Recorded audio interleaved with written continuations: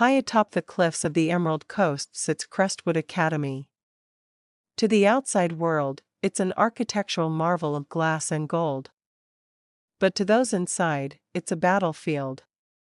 At Crestwood, your family's stock price is your oxygen. If you aren't a billionaire, you don't exist, and then there are the A4. The Apex 4. They don't just attend Crestwood, they own it.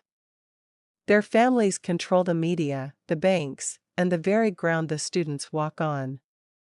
When they walk down the hall, the sea of students parts like the Red Sea.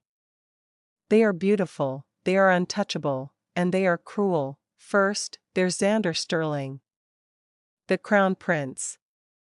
His family owns Sterling Global. He's brilliant, arrogant, and has a temper that can incinerate a person's reputation in seconds. Then there's Julian Thorne, the silent one. He rarely speaks, preferring the company of his cello. He's the soul of the group, with eyes that seem to look right through you. Next, Leo Vance, the charmer. A world-class polo player who breaks hearts as easily as he breathes. And finally, Kalen Reed, the fixer.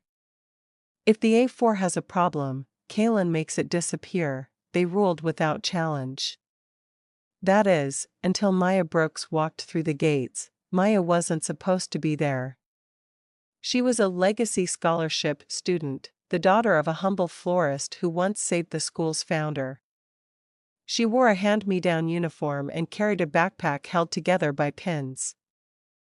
The confrontation happened in the cafeteria. Xander was humiliating a freshman for wearing last season's shoes.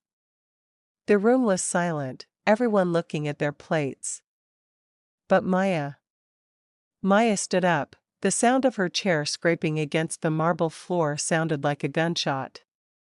She walked straight to Xander, took his $500 gourmet lunch, and dumped it right into his lap. "You have a lot of money, Xander," she whispered. "Too bad it couldn't buy you some class." The next morning, a black envelope was taped to Maya's locker. Inside was a single card with a gold the mark of the apex. It was an open invitation for the entire school to make her life a living hell. For a week, Maya was a ghost. Her books were bleached, her tires were slashed, and she was tripped in every hallway. But she didn't cry. Every time she saw Xander, she stared him down. One afternoon, hiding from a group of bullies in the old music wing, she heard it. A cello. In the corner of the dusty room was Julian Thorne. He didn't report her. He didn't mock her. He simply handed her a silk handkerchief to wipe the ink off her face. "You're the first person to make Xander bleed," he said softly. "Try not to let him break you." Something strange began to happen.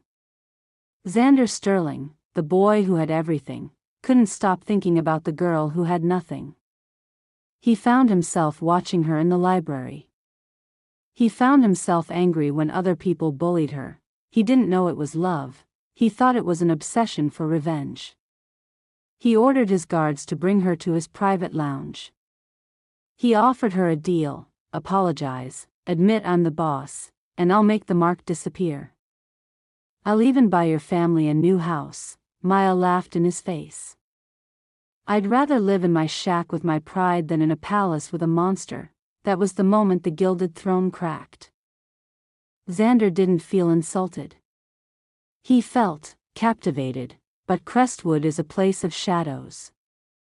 Xander's mother, the terrifying Victoria Sterling, has noticed her son's distraction. And Julian, the silent cellist? He started showing up at Maya's flower shop after school. A war is coming. Not just between the rich and the poor, but between brothers. As Maya stands on the steps of the academy, she realizes she isn't just surviving Crestwood anymore. She's the center of a storm that could burn the entire empire down. Who will she choose? The boy who wants to own her, or the boy who wants to set her free? Welcome to the Gilded Throne. This is only the beginning.